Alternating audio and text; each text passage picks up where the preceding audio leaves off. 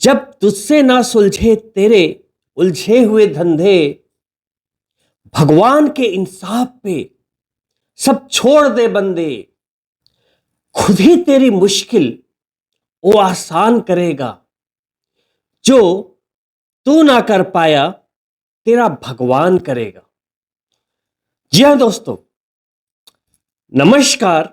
मैं डॉक्टर मुकेश एक बार फिर से आप सभी दर्शकों का हार्दिक अभिनंदन करता हूं आपके चैनल एस्ट्रो नक्षत्र 27 पर। दोस्तों, सबसे पहले तो आप सभी मीन राशि के जातकों को नव वर्ष की हार्दिक शुभकामनाएं। और आज मैं उपस्थित हूं आप सभी मीन राशि के जातकों के लिए इस नए वर्ष 2026 के संपूर्ण भविष्य फल को लेकर और साथ ही मार्गदर्शन को लेकर। हर वर्ष हम यही सोचते हैं कि ये नया वर्ष आया है, ये नया महीना आया है, कुछ तो नया हो, लेकिन हम ये भूल जाते हैं दोस्तों कि ये साल, महीने, दिन, ये तो समय की संज्ञा मात्र है। अगर कुछ नया करना होता है, यदि कुछ नया पाना होता है, कुछ भी लाइफ में नया अचीव होता है या हमारी जिंदगी में कोई नया परिवर्तन होता है, तो उसके कर्ता हम ही होते हैं, कोई और नहीं। बस आपका दिमाग और आपके द्वारा किए गए एफर्ट्स, कर्म।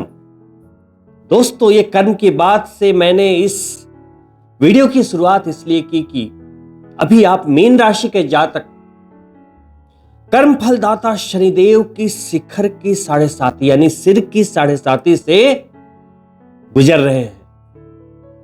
इसी बीच ये नया वर्ष 2026 आया और शनिदेव के पिता का वर्ष ही आ गया। यानी कि जब 2026 का आप योग करेंगे तो मूलांक प्राप्त होगा 1, 2 + 2 + 6 10, यानी कि मूलांक 1। न्यूमरोलॉजी के अनुसार इसके अधिपति देवता बनते हैं सूर्य। जिस वर्ष के अधिपति देवता का नेचर जैसा होता है, उस वर्ष का ऑरा भी लगभग वैसा ही होता है। बीता वर्ष आपने देखा मंगल देव का वर्ष था। प्रारंभ से ही पहलगाम का हमला हो, इंडिया पाकिस्तान का तनाव, पूरे वर्ल्ड में वॉर की स्थितियां, मल्टीपल प्लेन क्रैशेस, दुर्घटनाएं, आग जनित घटनाएं, ना चाहते हुए भी हमने वो सब देखा, क्योंकि वो क्रूर ग्रहों में शुमार है, अग्नि तत्व हैं, तो उन्होंने अपना संपूर्ण स्वरूप दिखाया। वैसे ही कहना यह चाह रहा हूं कि सूर्य यानी राजा, राजसी जीवन, किंग लाइफ, मान सम्मान, यश, कॉन्फिडेंस, सरकार, ऑथोरिटी, नियंत्रण, यह है सूर्य, आपकी आत्मा, सोल। तो इस वर्ष आप वही करिएगा जो आपके अंतरात्मा स्वीकार करे। किसी दोस्त ने कुछ बोल दिया, रिश्तेदार ने कुछ बोल दिया, माता पिता ने कुछ बोल दिया, लेकिन सबसे पहले आप अपने आप से पूछिएगा, अपनी अंतरात्मा से, जो आपकी गट फीलिंग आती है ना, आपके अंतर मन से जो आवाज आती है, उसे कोई झुठला नहीं सकता और वो सबसे सच्ची आवाज होती है। सूर्यदेव उसी के कारक है। तो इस वर्ष इस कार्य को अवश्य करना है, अपने आप से जरूर पूछना है। करते तो आप ही सब कुछ है, लेकिन वहां दिमाग है, सबकॉन्शियस माइंड है, कई विचारधाराएं एक साथ चलती है, लेकिन यहां किसी की नहीं चलती। ये प्योर है, आपकी भी नहीं चलने देता, पहली चीज। दूसरी चीज, साल के परिवर्तन के साथ ही आप कुछ ऐसा करेंगे अपने जीवन में, अपने घर के लिए, अपने परिवार के लिए, जो करने का बहुत समय से सोच रहे थे लेकिन हिम्मत नहीं बना पा रहे थे। डिसीजंस लेंगे आप, निर्णय लेंगे, आगे बढ़ेंगे अपनी तरक्की के लिए, अपने घर के लिए, अपने परिवार के लिए। आप कुछ नया करने का सोचेंगे। दोस्तों, जब पूरे वर्ष की प्लानिंग करनी हो तो छोटे छोटे गोचरों को ध्यान में नहीं रखना चाहिए, उसे कंसीडर नहीं करना चाहिए। जैसे सूर्य, चंद्रमा, बुध, शुक्र, मंगल इत्यादि। आपको सिर्फ और सिर्फ फोकस कहां रखनी है? चुंबकीय फील्ड यानी कि राहु केतु कहां पर विराजमान है, किसे ऊर्जा दे रहे हैं? शनिदेव कहां है? जैसे आपके लिए 7.5 में, आपके सिर की 7.5 में चल रहे हैं, आपकी जन्म चंद्रमा पर चल रहे हैं। और देवगुरु बृहस्पति कहां है? ये बड़े ग्रह हैं और देवगुरु बृहस्पति आपके राशि के स्वामी भी है। तो देखिए, राहु केतु पिछले वर्ष की तरह यथावत उसी स्थिति में, यानी कि राहु कुंभ राशि में, शनिदेव की राशि में स्थित है। आपके विदेश के भाव में, दिग्बलीय भाव में। केतु उनके समसप्तक रहते हैं 7वें स्थान पे, 6ठे भाव में है, नौकरी वाले भाव में, रोग शत्रु ऋण वाले भाव में। दोनों ही अच्छी प्लेसमेंट कही जाती है ज्योतिष शास्त्र में। वहीं शनिदेव आपकी लगन पे ही, यानी कि आपकी जन्म चंद्रमा पर ही गोचर करते रहेंगे पूरे वर्ष। छोटे मोटे परिवर्तन है, जैसे उनका वक्री होना, नक्षत्रों का परिवर्तन। 20 जनवरी से वो अपने ही नक्षत्र उत्तर भाद्रपद में गोचर करेंगे। बीच में सिर्फ 17 मई से 9 अक्टूबर तक, आई रिपीट 17 मई से 9 अक्टूबर तक वो बुध के नक्षत्र रेवती में गोचर करेंगे। बुद्धि देने वाले ग्रह के नक्षत्र में, वित्त, फाइनेंस। फिर वो वापस उत्तर भाद्रपद नक्षत्र में गोचर करते रहेंगे, यानी कि पूरे वर्ष में अधिकतर समय में अपने ही नक्षत्र में गोचर कर रहे हैं। इसका मतलब क्या हुआ? ज्यादा वेरिएशंस नहीं है। वैसे भी अन्य राशियों की अपेक्षा बोले तो शनिदेव की 7.5 के नकारात्मक फलों की प्राप्ति आप मीन राशि के जातकों को ना के बराबर होती है। 100% में बोले तो 20% से भी कम होती है, क्योंकि वो देवगुरु बृहस्पति की राशि में गोचर कर रहे होते हैं। डिस्पोजिटर होते हैं कौन? देवगुरु बृहस्पति। इसलिए उनकी क्रूरता तो ऐसे ही हरी जाती है। ऊपर से मेष राशि की ओर वो अग्रसर रहते हैं, नीच राशि की ओर तो शक्ति भी बहुत ही कम रहती है। तो ऐसे में 10-20% लोगों को प्रॉब्लम होती भी है, तो वैसे वो लोग होते हैं जिनकी पत्रिका में शनिदेव शत्रुवत बैठे हैं और उनकी शनि की महादशा चल रही है या किसी अशुभ ग्रह की महादशा चल रही है, तभी समस्या होती है। और वो शनिदेव के विरुद्ध चल रहे हैं, यानी उनके नियमों के विरुद्ध। शनिदेव क्या कहते हैं? मनसा वाचा कर्मणा बिल्कुल क्लियर रखो, नियत अच्छी रखो, मांस मदिरा से परहेज रखो, दूसरों की मदद करो। बहुत सारे लोग बोलते हैं कि कठिन मेहनत कठिन मेहनत कठिन मेहनत करो, शनिदेव प्रसन्न होंगे। नहीं, मेहनत तो एक मजदूर भी करता है, तो उस पर शनिदेव प्रसन्न क्यों नहीं होते? रंग से राजा क्यों नहीं बना देते? सिर्फ मेहनत करना ही पर्याप्त नहीं है। सिर्फ मेहनत करना पर्याप्त नहीं है। शनिदेव की व्याख्या अगर मैं करने लगूं तो 1 महीना भी मेरे लिए कम पड़ जाएगा। तो इस वीडियो को अभी फिलहाल हम ज्यादा लंबा नहीं करेंगे, कई बातें और भी आपको बतानी है। तो पहले आपको यह समझना है कि शनिदेव के वैसे परिणाम आपको अच्छे ही प्राप्त होंगे, लेकिन जिन्हें अशुभ परिणाम प्राप्त हो रहे हैं, कार्य क्षेत्र में ज्यादा मेहनत के बाद परिणाम का थोड़ा विलंब से प्राप्त होना, तो आपको क्या चाहिए? थोड़ा सा धैर्य और परिश्रम करते रहना। लेकिन जैसा कि मैंने बोला, सही दिशा में सही सोच के साथ, और सिर्फ शारीरिक परिश्रम नहीं, यही अंतर मैं आपको बताना चाह रहा हूं। मानसिक परिश्रम, यहां से अगर आप फिल्टर होकर काम कर रहे हैं, चीजों पे पैनी निगाह रखते हैं कि जो भी आप कर रहे हैं सही दिशा में कर रहे हैं, उससे लोगों का भला हो रहा है, संतुलन आपने बनाया हुआ है, डिसिप्लिन बनाया हुआ है, पंक्चुअल हैं, क्लियर हैं, तो शनिदेव आपको नेगेटिव रिजल्ट नहीं दे सकते। हां, 7.5 के दौरान अपने स्वास्थ्य पर ध्यान रखना चाहिए, खासकर जिनकी पत्रिका में शनिदेव अशुभ है। तो कुछ अनवांटेड घटनाओं का हो जाना, जैसे कभी कभी शनि मंगल के योग होते हैं, अष्टम भाव से कुछ कनेक्शंस होते हैं, तो आपने देखा होगा कि मल्टीपल फ्रैक्चर, बार बार वो कोई बंदा है अपनी हड्डियां तोड़वा बैठता है, या बैक पेन, सर्वाइकल पेन, निराशा। तो इन सबों से अपने आप को मानसिक रूप से बचाते रहिए।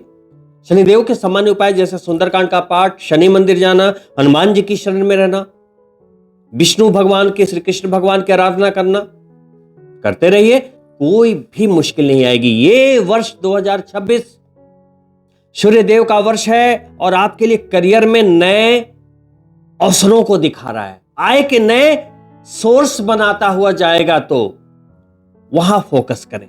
आपकी मेहनत के परिणाम थोड़े धीमे जरूर मिलेंगे, लेकिन आपको आपके धैर्य का फल भी मिलेगा।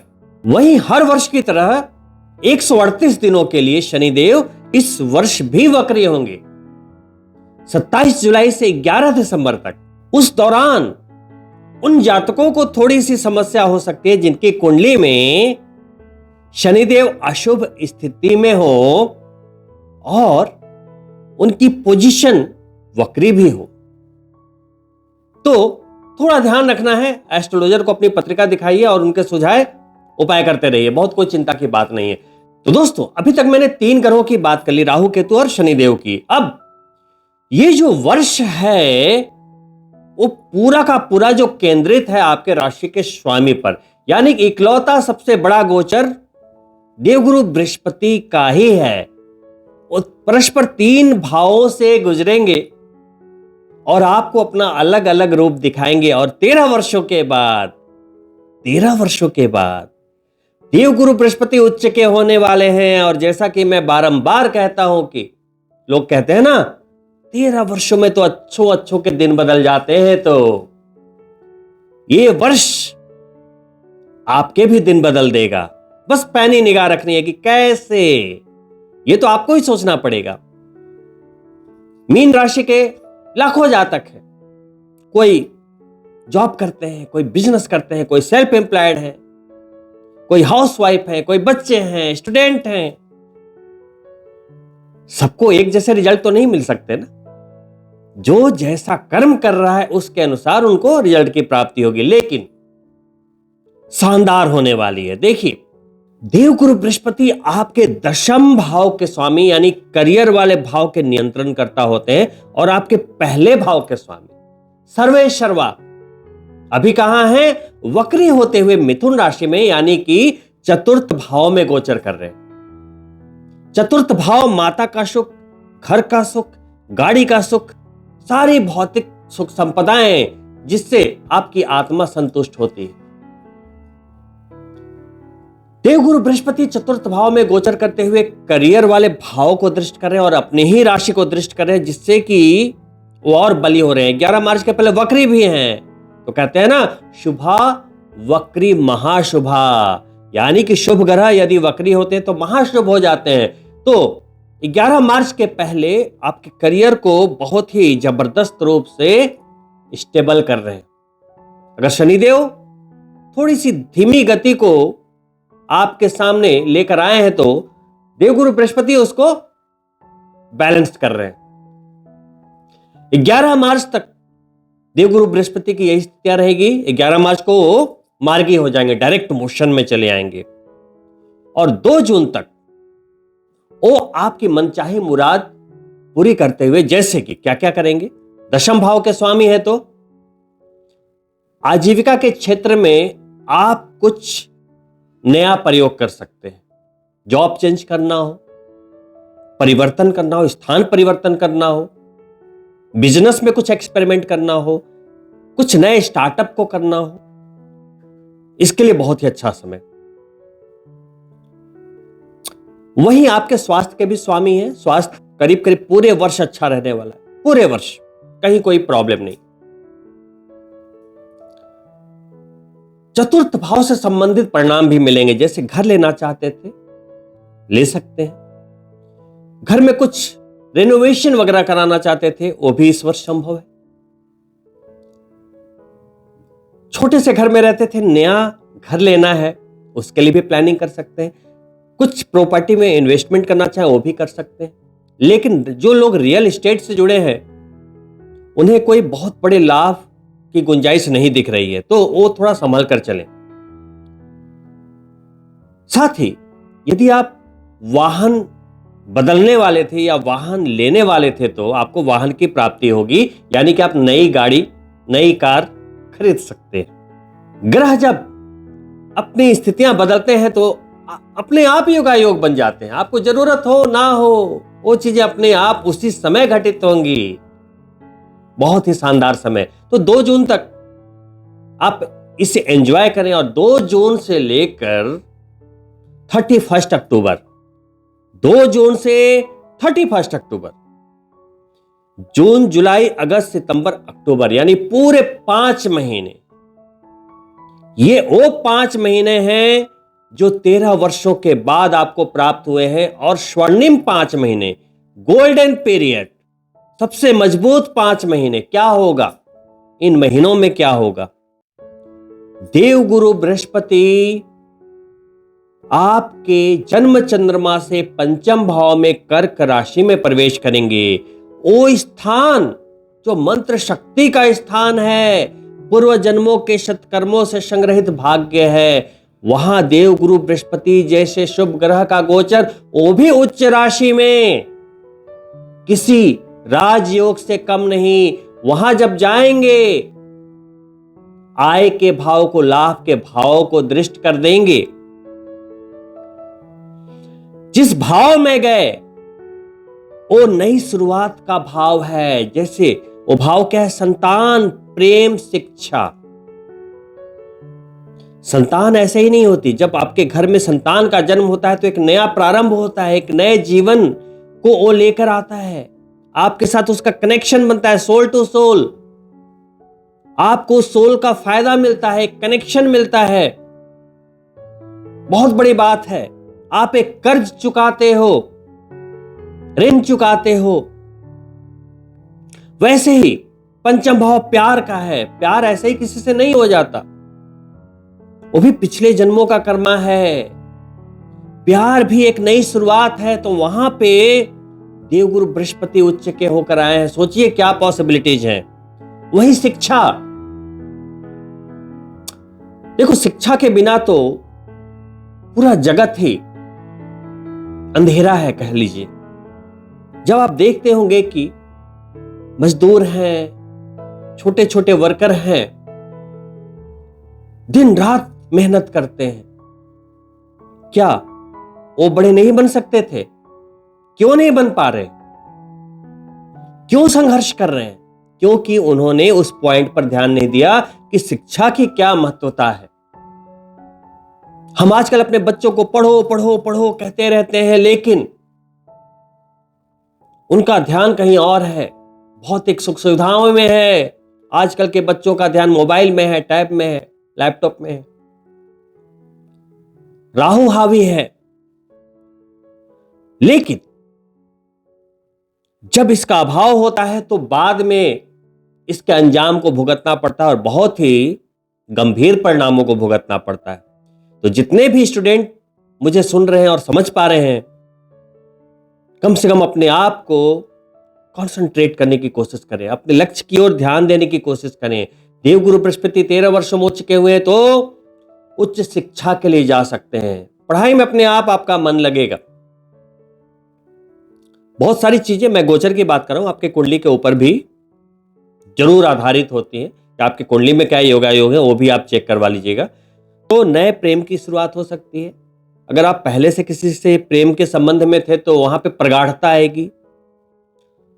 शादी के योग बनेंगे, संतान के योग बनेंगे, घर में मांगलिक कार्य होने की स्थितियां बनेंगी। साथ ही दोस्तों, चूंकि 5म भाव लक्ष्मी त्रिकोण भी है और 13 वर्षों के बाद वहीं पे देवगुरु बृहस्पति उच्च के हुए हैं, तो कुछ तो ऐसा देकर जाएंगे ना जो आप वर्षों तक याद करें। तो वैसा काम भी करते रहिएगा कि आपको कुछ प्रचंड लाभ हो जाए, अचानक लाभ हो जाए। वैसे इस वर्ष में कहीं नुकसान संभावित नहीं दिख रहा है मीन राशि के जातकों के लिए। तो 31 अक्टूबर तक बहुत ही बढ़िया स्थितियों को देवगुरु बृहस्पति बनाकर रखेंगे आपके लिए इस वर्ष।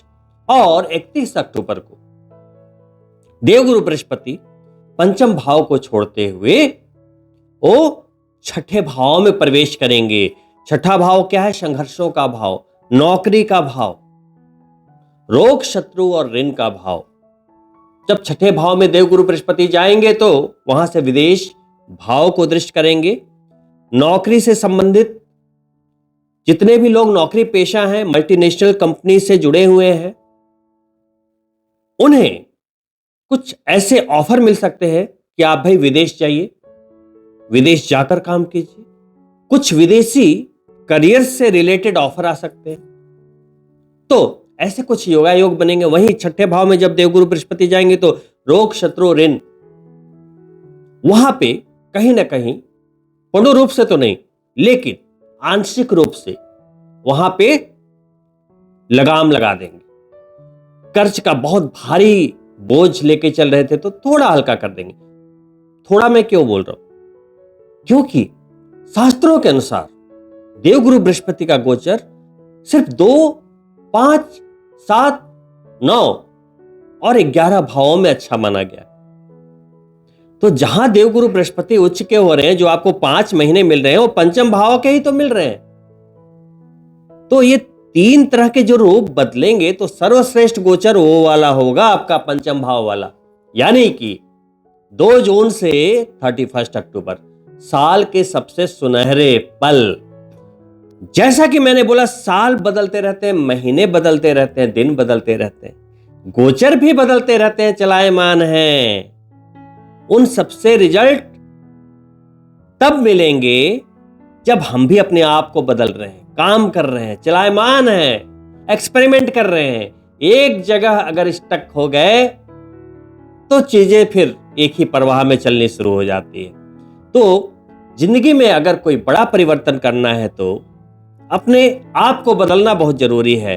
किसी भी अच्छे गोचर का फायदा लेना हो, किसी भी नए वर्ष का फायदा लेना हो, किसी भी महीने का फायदा लेना हो या किसी पर्टिकुलर टाइम का फायदा लेना हो, तो उसके लिए हमें खुद को तैयार पहले से करना पड़ता है कि नहीं, इस वर्ष मुझे ये करना है। पूरी तरीके से स्ट्रेटजी बनाई, हर दिन एक एक दिन करके काम करना प्रारंभ किया। लाइफ में एक बात याद रखिएगा, शनिदेव अभी आपकी जन्म चंद्रमा पर गोचर कर रहे हैं, 30 वर्षों के बाद वो गोचर करते हैं। और एक चीज बहुत ही जबरदस्त तरीके से ठोक के सिखा के जाते हैं कि डिसिप्लिन, कंसिस्टेंसी, मेहनत। यानी कि अगर आपको कुछ पाना है तो निरंतर प्रयास करते रहना है। हर दिन कुछ ना कुछ आपको अपनी लाइफ के लिए, अपने लक्ष्य को पाने के लिए करना है। जहां आप आराम की मुद्रा में चले गए, आराम तलब हो गए, आपके शनि खराब होने शुरू हो जाएंगे, शनि के नकारात्मक रिजल्ट मिलने शुरू हो जाएंगे। वहीं वर्ष के अंतिम गोचर के रूप में जहां आप देवगुरु बृहस्पति के उच्च के होने की वजह से, आपके राशि के स्वामी के उच्च के होने की वजह से आप एक तरीके से जश्न के माहौल में होंगे, यानी कि इस वर्ष को सेलिब्रेट कर रहे होंगे कि वाह क्या बीता है ये वर्ष, क्या मिला है इस वर्ष में। उसी समय करीब करीब 5 दिसंबर को राहु और केतु अपना राशि परिवर्तन करेंगे। और राहु और केतु के राशि परिवर्तन को ज्योतिष शास्त्र में महापरिवर्तन का नाम दिया गया है। तो अभी आपके राहु थे 12वें भाव में, वो 1 में नहीं जाएंगे, चिंता करने की आवश्यकता नहीं है। वो बेहतरीन भाव में जाने वाले हैं, आपके लाभ के भाव में आने वाले हैं। यानी कि राशि तो शनिदेव की ही रहेगी, लेकिन आपके लाभ के भाव में आ जाएंगे। कमाल हो जाएगा, क्योंकि राहु जब एकादश में आते हैं तो आपकी कामयाबी किसी भी चीज की मोहताज नहीं होती, एकदम झटके से कामयाबी मिलती है, प्रमोशन मिलते हैं, पैसे मिलते हैं, जो आप चाहते हैं जिंदगी में सब कुछ राहु देता है एकादश भाव में आकर। वहीं केतु अभी आपके छठे भाव में चल रहा है, तो 7वें में नहीं, पंचम भाव में चले आएंगे, गहराई दे देंगे। विद्यार्थियों को बहुत ही सोचने समझने की गहराई दे देंगे, प्रेम में गहराई आ जाएगी। बस केतु को एक्टिवेट करके रखिएगा, मंत्र शक्ति का प्रयोग करते रहिएगा। लेकिन उसके पहले जब तक पूरे वर्ष में 5 दिसंबर तक राहु आपके द्वादश भाव में रहेंगे, विदेश यात्राएं हो सकती है, विदेश के योग बन सकते हैं। वहीं राहु बीच बीच में आपको सडन गेन करवाते रहेंगे, अचानक धन का लाभ करवाते रहेंगे, लेकिन वहीं कुछ बड़े खर्चे भी करवाते रहेंगे। तो वहां पे संतुलन बना के रखेंगे तो वर्ष अच्छा निकलेगा। और दोस्तों अंत में उपायों के रूप में चूंकि 7.5 चल रही है, तो देखिए शनि मंदिर जाते रहे, हनुमान चालीसा करते रहे, जैसा कि मैंने पहले बताया। लेकिन स्पेशल उपायों में चूंकि देवगुरु बृहस्पति उच्च के होने वाले, और कोई जरूरी नहीं कि आप सभी मीन राशि के जातकों के देवगुरु बृहस्पति कुंडली में अच्छे ही बैठे हो। तो क्या करना है, विष्णु भगवान की पूजा करते रहे, गुरुवार के व्रत कर सकते हैं और भी बेहतर परिणामों के लिए एकादशी का व्रत कर सकते हैं। विष्णु सहस्त्रनाम का जाप जरूर कीजिएगा, इस वर्ष जरूर कीजिएगा। हो सके तो गौ की सेवा कीजिएगा। साथ ही देवगुरु बृहस्पति के बीज मंत्रों का जाप कर सकते हैं। लक्ष्मी प्राप्ति के लिए श्री सूक्त का जाप कर सकते हैं।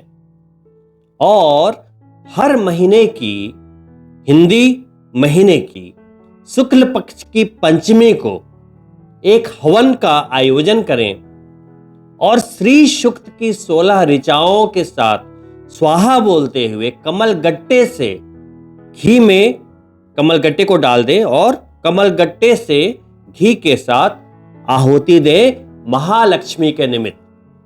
अगर आप इन सारे उपायों के साथ चलते हैं तो सूर्यदेव का यह वर्ष आपको निराश नहीं करेगा। और इस वर्ष अगर मैं कहूं तो 12 राशियों में 2 राशि के जातक बहुत ही ज्यादा भाग्यशाली हैं, क्योंकि